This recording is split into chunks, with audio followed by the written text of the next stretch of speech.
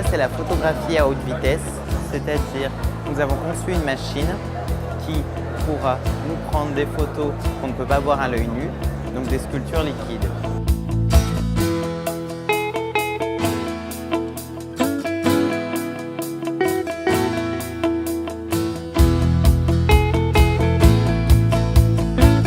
On a un projet avec un collège américain, donc c'est le French American Team of Engineers. Donc ça consiste à faire un robot explorateur qui va dans le désert. Donc vu qu'il va dans le désert, forcément il y a beaucoup de problèmes. Donc on avait un cahier des charges commun. On a pris des roues larges pour qu'il puisse bien avancer avec des crampons pour pouvoir monter des pentes à 20%. Aussi, il fallait qu'il soit autonome. Donc on lui a mis des panneaux solaires pour se recharger le jour, des capteurs infrarouges pour qu'il puisse éviter les obstacles et une caméra.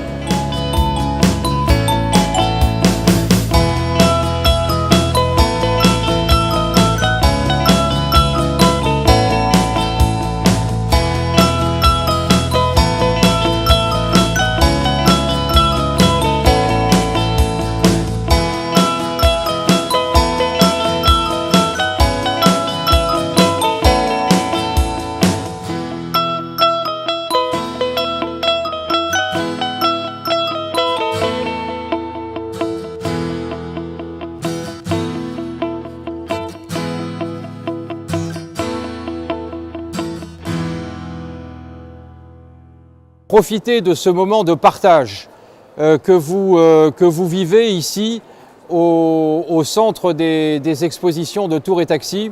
Et je dis à mes compatriotes français, profitez de cette occasion pour nouer le maximum de contacts avec tous vos collègues des 59 autres pays qui sont représentés ici.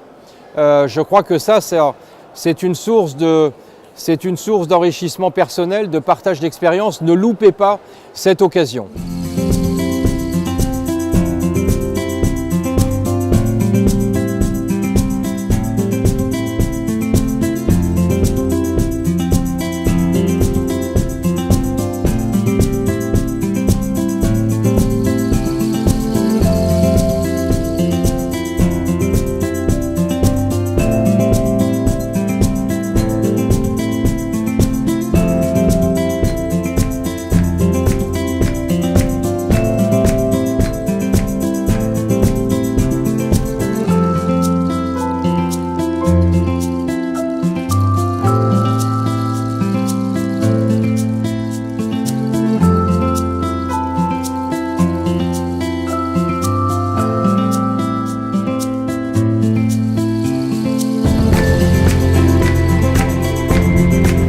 Nous sommes venus ici à Bruxelles pour présenter un projet qui avait pour but d'apprendre les bases de l'informatique et de la programmation à des enfants âgés de 4 à 12 ans.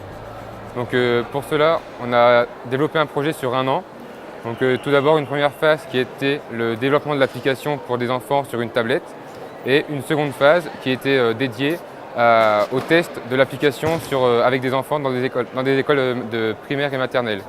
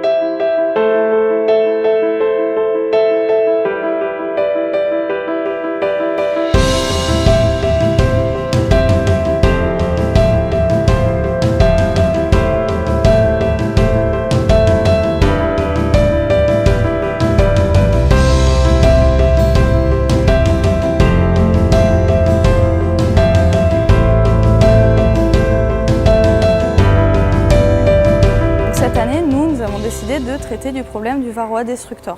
Le Varroa destructor, c'est un tout petit parasite d'à peu près 1 mm des abeilles qui se fixe sur les abeilles et pompe leur sang, des fois jusqu'à leur mort ou du moins jusqu'à leur affaiblissement. En grande quantité dans une ruche, il peut totalement détruire la ruche ou l'empêcher de passer l'hiver. Dans le cadre de cette problématique, il existe quelques traitements, mais la majorité de ces traitements sont soit très peu efficaces, soit dangereux aussi pour les abeilles.